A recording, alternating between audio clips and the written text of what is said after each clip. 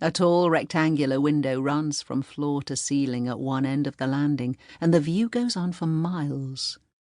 But not like back home in Langewick, she notes smugly, not the open sea. Instead, flat marshland spreads out before her, a flock of something that looks like dunlins to Karen, are moving restlessly in the spring twilight. For a moment she wonders if the house's owner has a genuine interest in waterfowl, or if the big brass telescope standing firmly on 3 wooden legs by the window is simply a piquant interior design feature. "Hello, Luna, are you here?" she calls out again and knocks on the nearest door. She pushes the handle down and looks into what appears to be a study. Empty. She moves on, knocks, waits, and opens.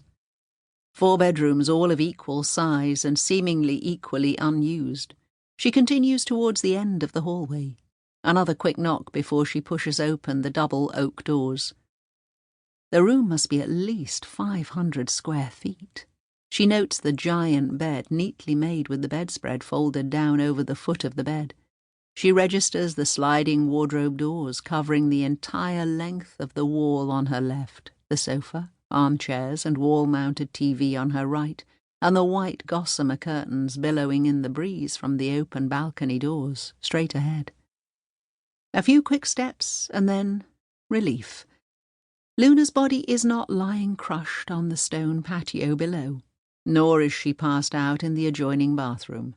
Karen concludes after popping her head in.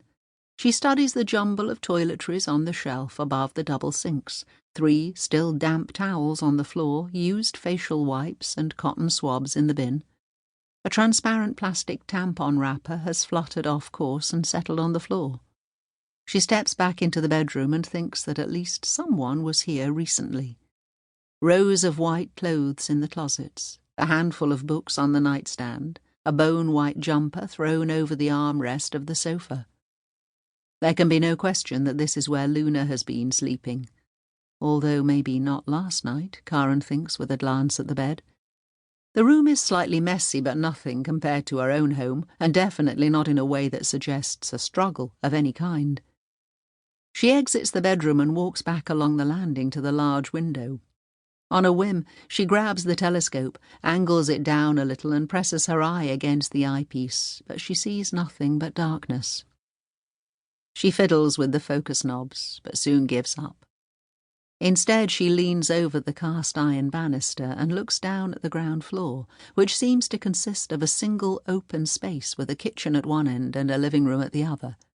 The only delineation between the two is provided by a brick fireplace that looks as if it can be enjoyed from either direction. 3 creamy white leather sofas form a horseshoe in front of the fireplace.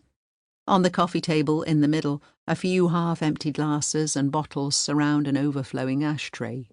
A couple of the newspapers stacked next to them have slipped down onto the rug. Leo is standing with his face pressed against the glass patio doors, looking out into the garden, while Corey has sat down on the stool by the grand piano at the other end of the room. Another ashtray and 2 glasses are sitting on the mirror-black surface. Corey is running his hand through his hair again and again, peering up at the first floor. When he spots Karen, he quickly gets up and spreads his arms queryingly. She shakes her head. All 3 of them move out onto the patio and sink onto blue American Adirondack chairs. Together they go over what they've seen or not seen. No phone, no handbag, not the flowing white dress Luna wore at the studio. At least not so far as Karen could tell from her quick inspection, but who knows, she thinks to herself.